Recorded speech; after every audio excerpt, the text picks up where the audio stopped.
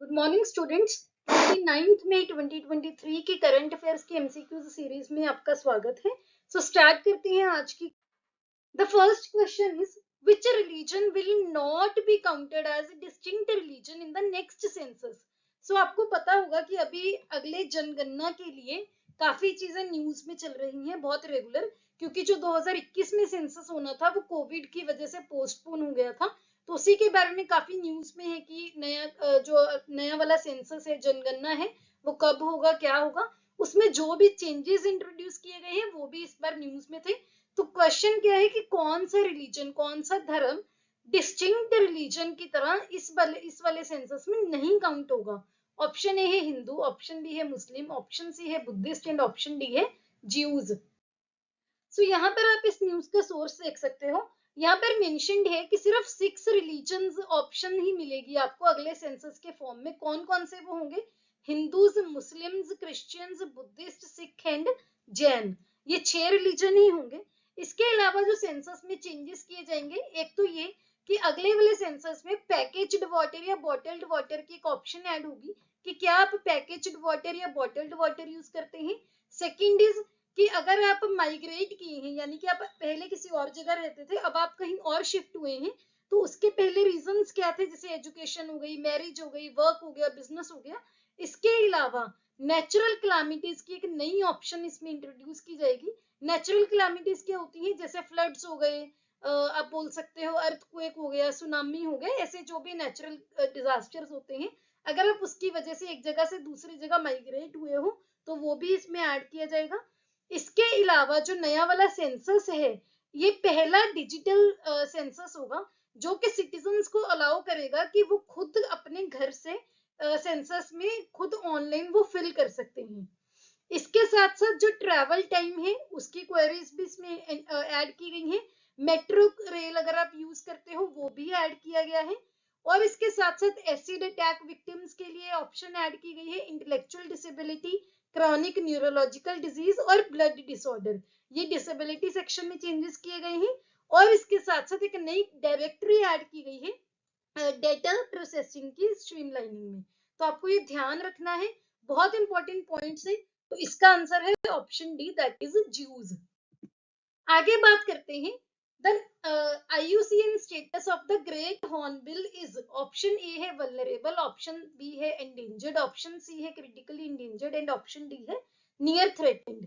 जो the great hornbill है उसका IUCN स्टेटस क्या है? बहुत कॉमनली ऐसे क्वेश्चंस आपको एग्जाम्स में पूछे जाते हैं, स्पेशली जो स्पीशीज न्यूज में रहती हैं उसके बारे में तो स्पेशली। यहाँ पर आप इस न्यूज का भी, इस क्वेश्चन का भी सोर्स देख सकते हो। dwindling hornbill population restored in western ghats। Hornbill population की जो हॉर्नबिल जो है उनकी पॉपुलेशन वेस्टर्न घाट्स में रिस्टोर हुई है। तो यहाँ पर कुछ इंपॉर्टेंट पॉइंट्स हम देखेंगे, लेकिन इससे पहले आप क्या देखोगे, आपने क्या देखना है कि IUCN जो रेड लिस्ट है उसके अकॉर्डिंग ग्रेट हॉर्नबिल की क्या जो स्टेटस क्या है, किस कैटेगरी में है? वल्नरेबल कैटेगरी में। इसके अलावा यहाँ पर 4 south Indian species of hornbill भी मेंशन की गई हैं। कौन कौन सी? द ग्रेट हॉर्नबिल जो कि केरला का स्टेट बर्ड भी है, Malabar pied hornbill, Malabar great hornbill and Indian grey hornbill. ये चारों स्पीशीज अकेली ऐसी जगह है जहां पर ये चारों स्पीशीज मिलती हैं। कौन सी? Riparian forest in the Athirappilly Vazhachal area, जो कि जहां पर ये चारों साउथ इंडियन स्पीशीज हॉर्नबिल की पाई जाती हैं। इसके अलावा आपको क्या ध्यान रखना है कि जो हॉर्नबिल है ये बहुत सेंसिटिव होते हैं डिस्टर्बेंस से। अगर कोई भी इन्वायरमेंट में सपोज कोई डिग्रेडेशन हुई है तो ये सबसे ज्यादा इफेक्ट होते हैं। हाई कैनोपी ट्रीज होते हैं जहां पर ये अपने नेस्ट बनाते हैं, अपने जो आलने बनाते हैं। अभी जो मेन थ्रेट्स इसके ऑब्जर्व किए गए हैं कि क्यों इनकी पॉपुलेशन कम हो रही है, एक तो जो इनकी सुटेबल नेस्टिंग ट्रीज हैं वो शॉर्टेज है। इसके अलावा इनकी पोचिंग, इनका शिकार भी किया जाता है। तो अपने ये पॉइंट्स इसमें ध्यान रखने हैं। तो इसका आंसर है option A, that is vulnerable. Next question is who is the architect of the old parliament building. आपको पता होगा कि कल ही हमारे प्रधानमंत्री जी ने नई पार्लियामेंट बिल्डिंग की इनॉग्रेशन की है। तो जो पुरानी पार्लियामेंट बिल्डिंग है उनके आर्किटेक्ट कौन थे, ये आपका क्वेश्चन है। ऑप्शन ए है ली कॉर्ब्यूजियर, ऑप्शन बी है हर्बर्ट बेकर, ऑप्शन सी है Norman foster and option D है ऑगस्टस प्यूगिन। यहाँ पर आप इसका भी सोर्स देख सकते हो। सो जो ओल्ड पार्लियामेंट है इसके आर्किटेक्ट थे ब्रिटिश आर्किटेक्ट हर्बर्ट बेकर, जिन्होंने इसको ट्रायंगुलर बिल्डिंग की तरह डिजाइन किया था, जिसमें अलग अलग शेप्स के चैम्बर्स बनाए गए हैं। इसके अलावा कुछ और इंपॉर्टेंट पॉइंट्स जो आपको ध्यान रखने हैं कि एक तो जो नई पार्लियामेंट है ये भी ट्रायंगुलर बनाई गई है। यहाँ पर आप पिक्चर भी देख सकते हो, इसका जो टॉप व्यू लिया गया है। जो ओल्ड पार्लियामेंट थी उसमें सर्कुलर स्ट्रक्चर भी थे। जो ओल्ड वाली पार्लियामेंट बिल्डिंग और नई वाली दोनों ही, जिसमें बिल्डिंग्स में रेड सैंडस्टोन का यूज किया गया है।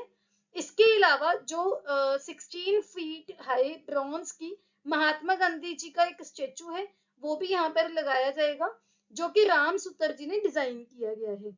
इसके साथ साथ जो नई पार्लियामेंट है इसकी जो रूफ है, इसकी जो छत है दैट इज फ्लैट एंड इसमें गोल्डन स्पायर फिट किए गए हैं, जैसे टेम्पल्स और गुरुद्वारास में फिट किए जाते हैं। इसके अलावा आपको क्या ध्यान रखना है कि जो ओल्ड बिल्डिंग है वो 1927 में ओपन हुई थी, जिसमें वुड की पैनलिंग्स भी यूज की गई हैं, हाई सीलिंग्स भी यूज की गई हैं। और जो नई बिल्डिंग है it is a 4 story structure, 4 मंजिला स्ट्रक्चर है। इसकी अगर बात करें तो इसमें पीकॉक फेदर मोटिव्स भी आप सीलिंग्स में यूज किए गए हैं। लोकसभा में कारपेट यूज किया गया है। इसके अलावा लोटस मोटिव यूज किया गया है राज्यसभा में। Traditional red upholstery, carpeting, wall cladding upper house में यूज किया गया है। और जो लोअर हाउस है, अपर हाउस बोला जाता है राज्यसभा को, लोअर हाउस बोला जाता है लोकसभा को, तो लोअर हाउस में ग्रीन यूज किया गया है, ये आपने ध्यान रखना है। इसके अलावा जो अभी नई पार्लियामेंट बिल्डिंग है इसमें जॉइंट सिटिंग्स के लिए कोई भी सेंट्रल हॉल नहीं बनाया गया है। और एक अलग से क्या बनाया है, इसमें स्पेस बनाया है जो कि लाउंज आप जिसको बोलोगे, जहां पर जो मेंबर्स हैं वो इकट्ठे हो सकते हैं, अपने पार्टी डिफरेंसेस सॉर्ट आउट कर सकते हैं। तो ये अपनी चीजें ध्यान में रखनी है।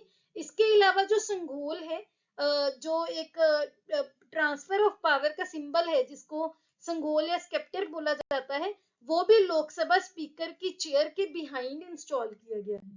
तो इसका ऑप्शन आंसर क्या है, option B that is Herbert Baker. बहुत इंपॉर्टेंट पॉइंट्स है जो भी मैंने अभी डिस्कस किए हैं। आगे हम बात करते हैं which is not the specialized wing of NITI Aayog. नीति आयोग के स्पेशलाइज्ड विंग में से इनमें से कौन नहीं है। ऑप्शन ए है team India wing, option B है कंसल्टेंसी विंग, ऑप्शन सी है research wing and option D है गवर्नेंस विंग। यहाँ पर हमने क्यों डिस्कस किया, रिसेंटली 8th गवर्निंग काउंसिल हुई है, 8th गवर्निंग काउंसिल मीटिंग हुई है नीति आयोग की।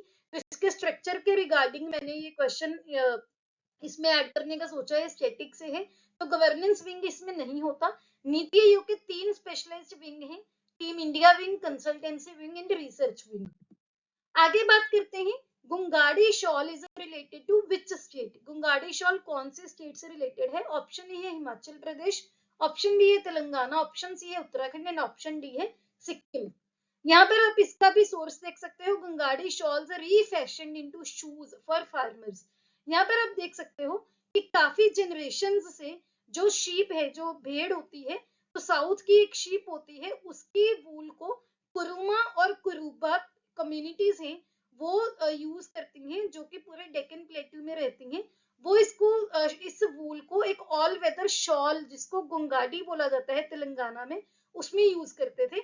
लेकिन अभी रिसेंटली एनआईडी अहमदाबाद के 3 एल्यूमिनाई ने इसको शूज में कन्वर्ट किया है फार्मर्स के लिए, कि जो फार्मर्स हैं जब वो इसमें खेतों में काम करते हैं तब उनको नंगे पांव काम करना पड़ता है, तो बहुत उनको चोट भी लगती है, वहां पर इन्फेक्शंस के चांसेस रहते हैं, इंसेक्ट्स के बाइट के चांसेस रहते हैं, तो उनके लिए डिजाइन किए गए हैं। ये तभी ये क्वेश्चन यहाँ पे इंट्रोड्यूस किया है। तो कौन से स्टेट से है, तेलंगाना। आगे बात करते हैं tradition of Sengol find mention in dash poem रघुवंशा।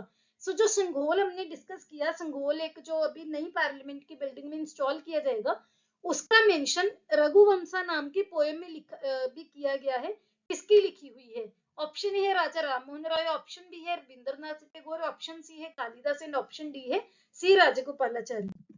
यहाँ पर आप इसका भी सोर्स देख सकते हो। यहाँ पर स्पेशली मेंशन्ड है कि ये कालिदास की एपिक पोएम रघुवंशा में भी मेंशन है, जिसमें रघु डायनेस्टी की स्टोरी है, दिलीप टू राम, ये वहां के जो किंग थे, जो संघोल है, इसको किंग समुद्रगुप्त के रेन में उसके टाइम में कॉइन्स पे भी मिंट किया गया था, तो आपको ये भी ध्यान रखना है।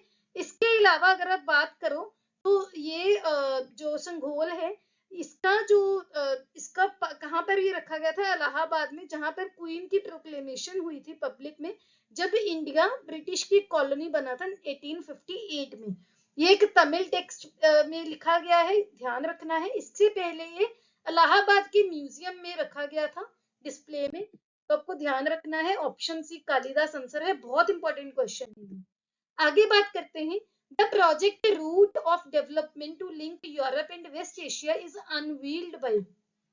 रूट ऑफ डेवलपमेंट नाम का प्रोजेक्ट यूरोप और वेस्ट एशिया को लिंक करने के लिए कौन से देश ने अनवील किया है? ऑप्शन ए है ईरान, ऑप्शन बी है इराक, ऑप्शन सी है यूएई एंड ऑप्शन डी है ब्रिटेन। यहाँ पर आप इसका भी सोर्स देख सकते हो। सो इराक ने एक $17 बिलियन का प्रोजेक्ट अनवील किया है, जिसमें वो यूरोप और वेस्ट एशिया को लिंक करेगा, जिसका नाम है रूट ऑफ डेवलपमेंट। ये 1200 किलोमीटर का स्ट्रेच रहेगा, नॉर्थर्न बॉर्डर विद टर्की से लेकर साउथ में गल्फ तक। तो अपने ध्यान रखना है। इसका आंसर है option B, that is Iraq.